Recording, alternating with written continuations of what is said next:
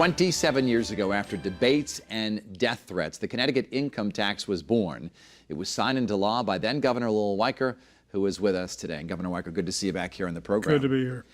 You received death threats as well for this, correct? I know that some of the senators did. And how bad was it? Oh, it was bad. You know, anywhere I'd go, I'd get booed. If you're going to make decisions, there are consequences. And as long as you understand that, you can live with yourself.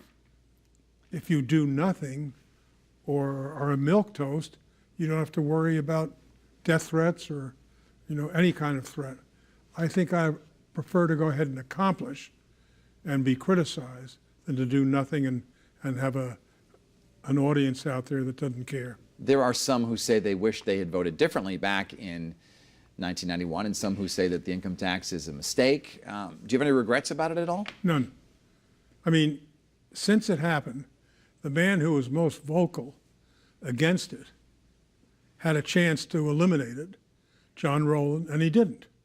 And he said, I'm going to give everybody a $50 tax rebate.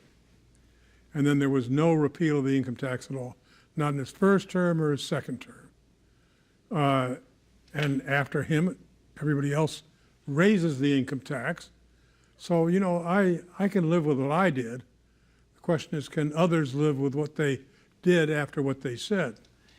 In your judgment, who do you believe is to blame for the crisis that the state finds itself in right now? Everybody in the state of Connecticut. They want everything, and they don't want to pay for it. Both houses of the legislature are in that same condition. It's why I think one-party government is so bad.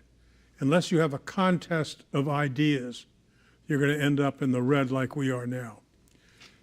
As an independent, but former Republican, I really believe that Connecticut would be well served to have one of her houses go to the opposite party.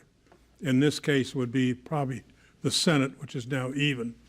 But I'd like to see the Senate go Republican, so you would have a check if there's a Democratic governor, Democratic House. You cannot vote in the primary because you're an independent, but... Yeah, that's a shame, too. You're registered independent. Do you favor changing that law? Absolutely. Independents are the largest block of voters in the state, far surpass either Republicans or Democrats. And to have them participate in the process, I think would raise participation from roughly 50%, where it is now, to probably close to around 75%. I am 100% for independents being able to participate in either the Republican or Democratic primaries. And let me say this. They had that opportunity when I was in power politically. And as soon as I was booted out, the Republicans went back to the old system of disallowing independents into their primaries. Who are you endorsing in the race for governor this year? Well, look, I'm not, and I don't like to get out front, and there are very good candidates up and down the line. Let me say this and I'm going to answer your question. I admire all these men and women that are running. It's tough business, and nobody knows that better than I. So regardless of whom I endorse, certainly my affection goes out to all of them. Now, to me, Ned Lamont has been a friend over the years. I think he's got a sharp mind. He's very compassionate and kind. I think he has the brains to get us out of our hole that we're in right now, while at the same time not inflicting great punishment on everybody. So that's why I like him. He's got the brains and the instinct to be not a good governor, but a great governor. But it's not an endorsement, just support or an endorsement? Or oh, yeah, that strong letter follows. Yeah. Of the Republican field, is there anyone who is the leader of the pack, you think, or has shown some leadership that you respect? Oh, I think Mark Boughton probably is the leader in that group of candidates. He's had a long and good service to the city of Danbury. So I think probably the edge would go to him. When people say they want to eliminate the income tax, what do you think? Okay, then how are you going to go ahead and fill the hole? I mean, right now we're way higher in the sales tax because I reduced it when I was governor. You probably would have to go from the now 6.5%, you'd be in the teens on a sales tax. That's punishing on lower income people. Obviously the other taxes, business taxes would be raised. So, you know, it's a sleight of hand scenario. And just take a look at the rest of the states of the United States. How many don't have an income tax? I think it's maybe one or two.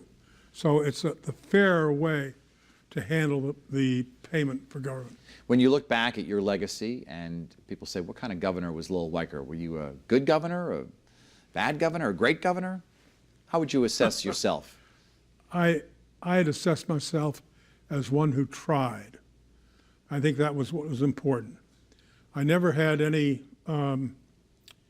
outside influences govern my actions. I tried the best I could, and I think I left a fairly good legacy, not just as governor, but obviously as a three-term United States senator. Public service was my life, and it should be everybody's life. The thing that bothers me now is more and more people won't go into the business of politics. They say it's dirty. It's not. It's a business that's tough, but everybody ought to take a whack at it. You signed the compact with the Mohegan and Pequot tribes to open casino gambling here in Connecticut. There are only 2 casinos. Legislature likely will discuss it again next year to open up a 3rd. Do you think there should be more gambling? And looking back at it, do you think it should have been a more wide open compact? Well, we were influenced by court decisions as to what we could do. Don't forget it was the Mashantucket Pequots that opened it up. They were granted the right by the courts to gambling and its monies. They opened it up to the Mashantucket. So I think that's the way it sits. That's the way it sits by law. And I don't think that any further competitors are necessary. There are some who say that we'd be better off if the casinos under your administration had been allowed to go in Bridgeport, in Hartford, rather than in these rural areas, that the cities might have prospered. Do you agree with that? Looking back on it? I know. I'm a little wary of that because the cities, as you know, have a very heavy low-income population. And to go ahead and open gambling to that area, I think that would be in a very dangerous step.